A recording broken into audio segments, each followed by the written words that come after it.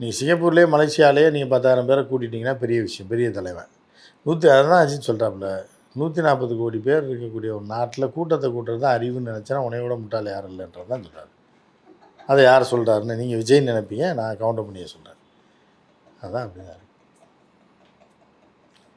இது ஒரு இதாக போயிட்டுருக்கு. அது அஜித் பொழந்துருக்கா, பிரித்து மேய்ஞ்சிருக்காப்புல ஒரு 56 நிமிஷம் கிரிச்சு இது பண்ணியிருக்கேன். ஆனால் அது கரெக்டு தான். 140 கோடி பேர் இருக்கிற இடத்துல கூட்டத்தை கூட்டுறதுங்கிறது அந்த 20,000 பேர் கூட்டுறது பெரிய விஷயமா? ஓட்டே விழுகாது. எப்படி விழுகும் அப்படின்னு பார்த்தீங்கன்னா, அந்த 5 லட்சம் பேர் தான் சுற்றி சொல்லிட்டு வந்துட்டு இருக்கான் முட்டாள்கள், தற்குறிகள், முட்டாள்கள், கேனைய இது பூரா வந்துட்டுருக்காங்க. இந்த 5 லட்சம் பேரை ஓட்டு போட்டோன்னா தொகுதிக்கு 5,000 ஓட்டு தான் விழுகும், 10,000 ஓட்டு தான் விழுகும். நீ ஜெயிக்கவும் முடியாது, வெளியே வரவும் முடியாது. இதை காமிச்சு எதுக்கு இந்த மாதிரி கொடுமைகளை படுத்திக்கிட்டு இருக்க அப்படின்ற ஒரு விஷயங்கள் இருக்குது. இன்னொருத்தன் அதை இதையும் பண்ணிகிட்டு இருக்கான்னு நீங்கள் சொன்னீங்கல்ல, விரைவில் சீன் முடிக்கப்படும். செந்திலோட சீன் விரைவில் முடியும்.